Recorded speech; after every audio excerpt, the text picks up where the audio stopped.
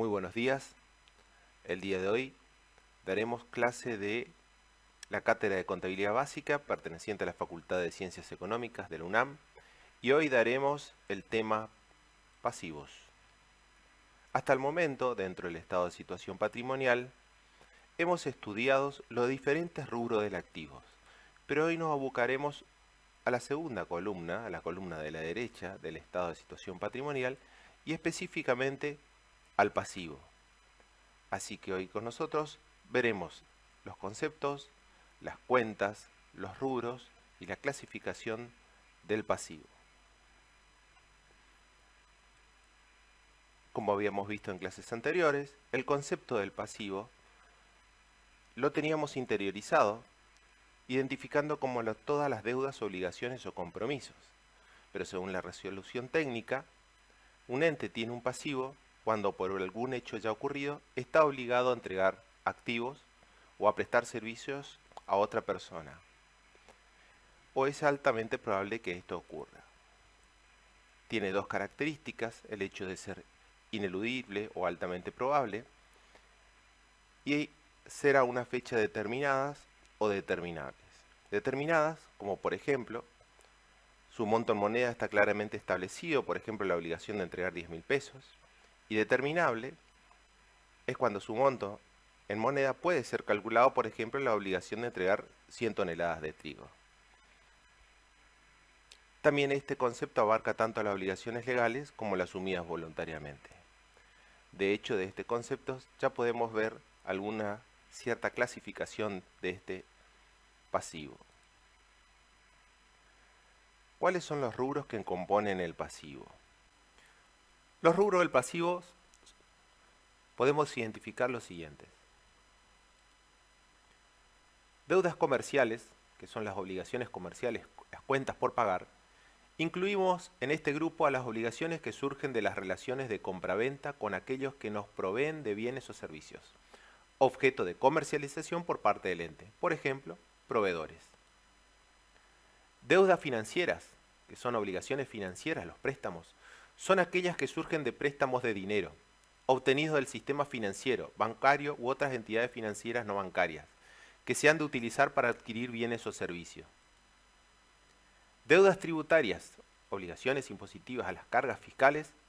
Incluimos aquí aquellas obligaciones que surgen del sistema recaudatorio nacional, provincial y municipal, que grava determinadas actividades que realiza un ente, así como por ejemplo la obtención de ganancia al final del ejercicio económico. Da origen a la obligación de abonar impuestos a las ganancias. Anticipo de clientes, que representa el compromiso que posee la empresa para entregar un bien o un servicio, porque el cliente ya ha hecho pagos en formas adelantadas. Deudas por remuneraciones y cargas sociales, obligaciones laborales y previsionales, o remuneraciones y cargas sociales. Son aquellas obligaciones que contrae el ente por tener personal en relación de dependencia. Obligaciones con los empleados propiamente dichos, como por ejemplo, sueldos y jornales a pagar, y obligaciones con los organismos previsionales, como también serían las cuentas aportes a pagar o contribuciones a pagar. Deudas societarias o deudas sociales son las que surgen de la relación de la organización con los socios o propietarios de las mismas. Por ejemplo, dividendos a pagar, conforme surgen de la asamblea de los socios al momento de distribuir utilidades. Otras deudas. Incluimos aquí las otras obligaciones que asume el ente y que no pueden ser encuadradas en las anteriores clasificaciones. Y las previsiones, que son las obligaciones contingentes, representan importes estimados sobre algunas contingencias de las que pueden derivar obligaciones para el ente, con alta probabilidad de ocurrencia. Conociendo cuáles son los rubros que componen el pasivo, seguiremos con las cuentas. Las cuentas que podemos identificar del pasivo son algunas de estas. Proveedores. Representa a las personas a quienes debemos dinero como consecuencia de un contrato de cuenta corriente, es decir, a plazo por haberles comprado mercaderías. Documentos a pagar. Representa los pagarés de nuestras firmas entregados a tercero y que debemos pagar cuando llegue su vencimiento. Anticipo de cliente. Representa el compromiso que posee la empresa para entregar un bien o un servicio porque el cliente ya pagó en forma adelantada. Acreedores varios representa a las personas a quienes debemos dineros como consecuencia de un contrato en cuenta corriente, es decir, a plazo por compra de bienes que no sean mercaderías. Banco XX, cheque diferido a pagar.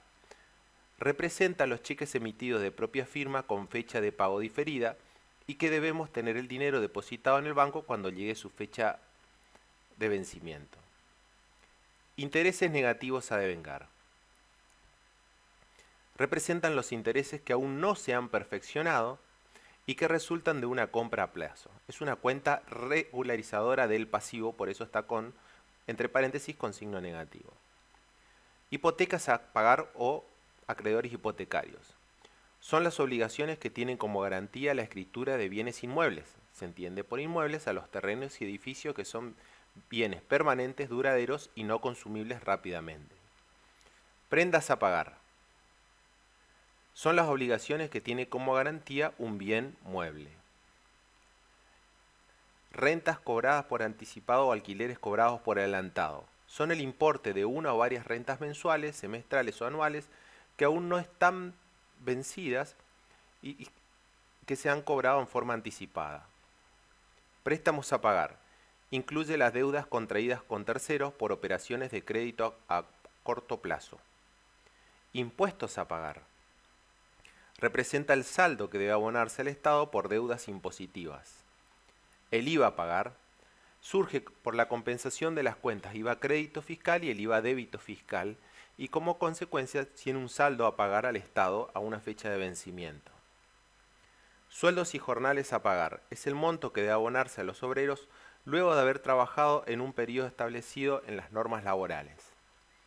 Aportes a pagar es la carga que debe abonarse a los organismos correspondientes por haberle retenido a los trabajadores los descuentos establecidos en las normas laborales. Contribuciones a pagar es la carga que debe abonar al empleador como consecuencia de tener trabajadores en relación de dependencia. Seguros a pagar es el monto que representa la deuda de los seguros pendiente de pago que posee la empresa. Dividendos a pagar es el monto que la organización debe abonar a sus socios en concepto de los beneficios obtenidos por la empresa de la que son accionistas. Honorarios a pagar, deuda que se establece por los servicios prestados por un profesional independiente a la empresa. Las previsiones utilizadas en el pasivo son por cargos preventivos respecto de ciertas contingencias por hechos que pudieran resultar adversas para el ente, siempre y cuando tengan un grado elevado de ocurrencia y puedan ser cuantificadas apropiadamente. Una vez enunciadas las cuentas y los rubros, nos queda por determinar cuál es la clasificación de los pasivos. Según su forma de cancelación, los pasivos podrán ser cancelables en moneda nacional o extranjera. Son aquellas obligaciones asumidas que deberán ser cancelables en moneda de curso legal o en moneda extranjera. Por ejemplo, las deudas asumidas por compra de mercaderías en el país son las cancelables en moneda nacional.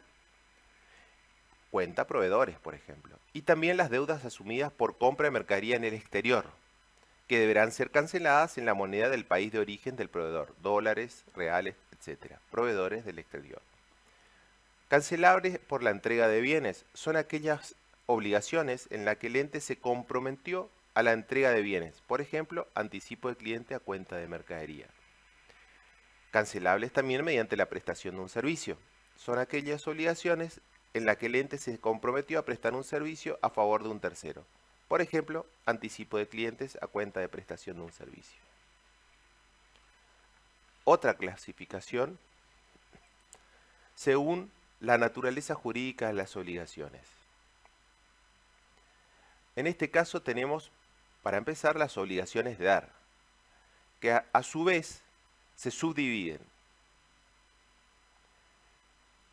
en dar cosas ciertas, que también tiene su subdivisión de dar cosas ciertas, que podrán restituirse las cosas o deberá transferirse el uso o tenencia o deberá constituirse derechos reales sobre los mismos.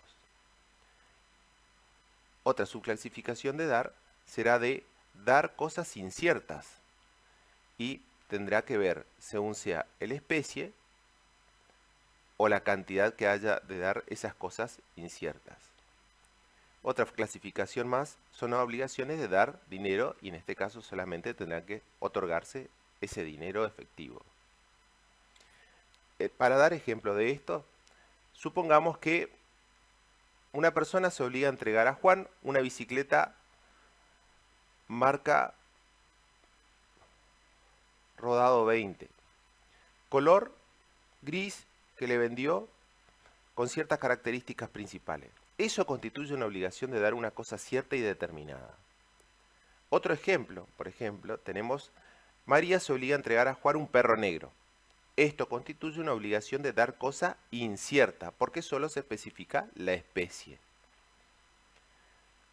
Otro ejemplo podría ser, dentro de lo que hemos visto, que María se obliga a entregar a Juan 100 kilos de uva. Esto constituye una obligación de dar cosa incierta, porque solo se especifica la cantidad.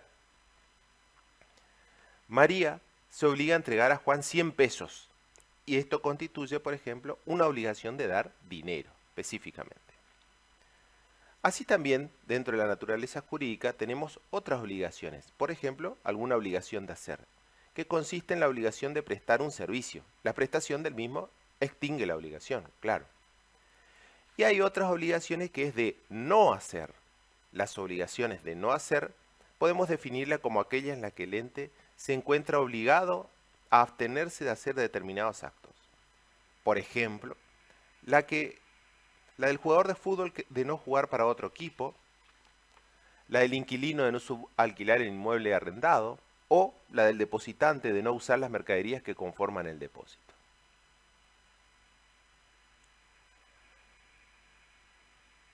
Otra clasificación es según su grado de certidumbre. Según su grado de certidumbre podrá ser ciertas, que son aquellas obligaciones que se encuentran legalmente definidas en cuanto a su objeto, monto o plazo de vencimiento.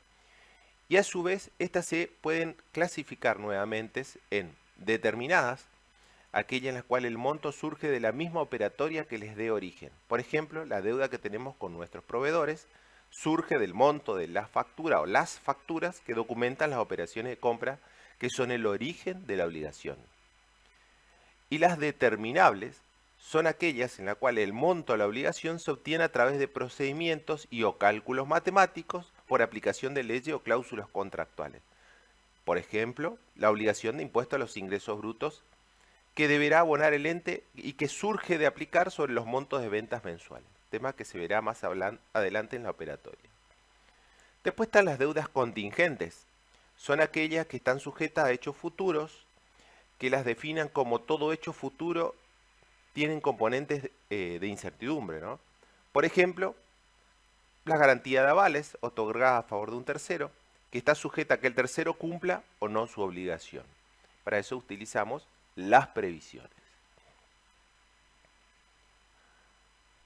Otra clasificación, según el tiempo de cancelación o según la fecha de vencimiento de su exigibilidad, y estos podrán ser pasivos corrientes, y serán pasivos corrientes aquellos cuya fecha de vencimiento o exigibilidad, contados de la fecha de los cierres contables, siempre contados de esa fecha, la fecha de vencimiento será dentro de los 12 meses siguientes a esa denominada fecha.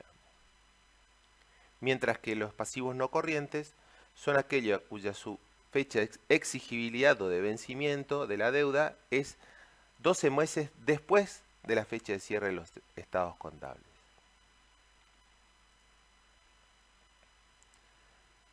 Y por último, ya hemos visto todas las clasificaciones, nos quedan según su naturaleza. Según su naturaleza, podrá ser la misma. Legales, que son aquellas obligaciones que surgen de los contratos de financiamiento, que suscribe el ente, por ejemplo, un contrato de compra-venta financiada. Las que tienen su origen en las normas y que le son aplicables a la organización, por ejemplo, una deuda por impuesto a las ganancias. Las que surgen de procesos judiciales, también donde se determinan las obligaciones de las partes, juicio por accidente de tránsito. O también podremos reconocer las voluntarias, que son las que asume el ente, asumiendo ciertas responsabilidades ante terceros y y o se genere en otras personas la expectativa de que cancelarán tales obligaciones mediante la entrega de activos o la prestación de servicios. Con esto hemos verificado todos los aspectos del pasivo. Aún nos queda el video de las operaciones del pasivo, que podrán verlo seguidamente. Muchas gracias por su atención.